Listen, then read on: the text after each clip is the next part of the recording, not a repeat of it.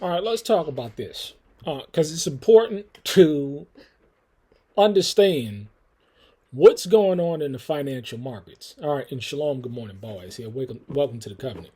All right, so let's talk about purchasing a homestead and understanding the concept of where you're getting the money from. So let's deal with this from two different perspectives. Okay, first and foremost, you can be in a situation. I got to boom my Joel, can you be quiet, please, or go to the house? Which one are you gonna do? Thank you. So you have a situation as to where you can buy a home by first selling your home and buying a homestead, or you could be in a situation where you're renting out a place and buying a homestead. So first things first, we know that the credit card debt in this country is off the chain. People are defaulting on their credit cards. People are getting evicted. People are losing their jobs.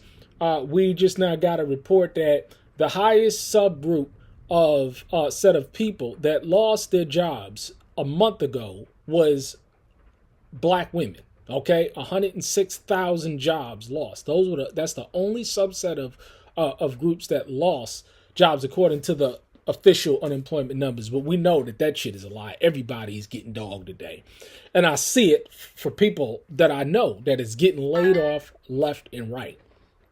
So we're dealing with these situations as to where, people want to purchase a homestead, but we're in a situation as to where they want to sell their home to buy something straight out or finance something. Either one. I would suggest that people would go ahead and buy something straight out and just work from there.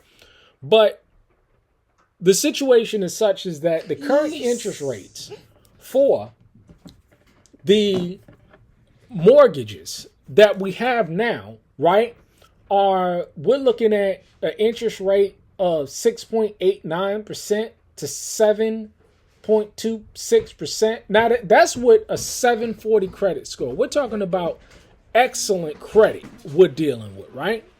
And so when you're in a situation as to where if you don't have excellent credit, you're talking about 7.26%.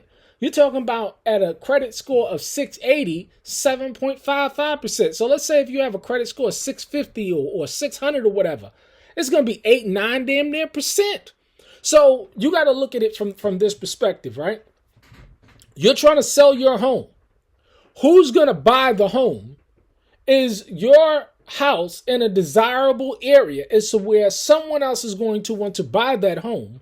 And number two, do they have the credit score necessary in order to sell that home? Do you have equity in the home in which you're selling? Do you have equity in that home?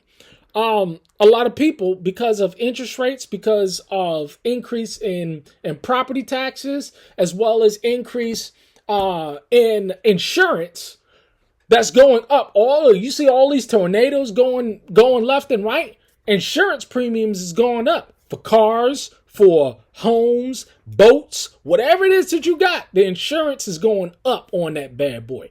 Property taxes are going up, right?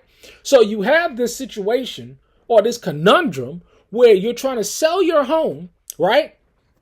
And trying to sell your home to take that money, right? And go and buy a property. And a lot of people are going to have a hard time doing it because you have a lot of people that's trying to sell their property and they can't sell it because there's no buyers or there's nobody interested in buying that property in that area. I don't care how much you think it's worth. Nobody ain't interested in buying that property. So that property is going to sit on the market for months, if not years, or you're going to have to take a heavy cut on that property. So you have a lot of people that are in this very situation as to where they have a home, they want to sell their home, and they want to take the proceeds from that sold home and go ahead and buy some land. Now, I was in that situation, but the beautiful thing about my situation was that and it was the same kind of situation when I was looking to sell my home. There was really no buyers where I was moving from, so I had to do a strategic default. And during that time of strategic default, it was a true strategic default. I didn't care about the credit at that point in time, because my attitude going forward was that I was going to own my land. I wasn't worrying about a job. I wasn't worrying about getting a car to finance a car. And in this day and age, you just want to buy a car straight out, get the cash together, and buy the car straight out instead of financing at these high interest rates, because the interest rates are off the chain. So you have these people that they have these homes, or they have these properties that they can't sell because there's no buyers. Look at the interest rate. Look at the 30-year interest rate. And there's very few people and far between that's going to be able to buy a home straight out.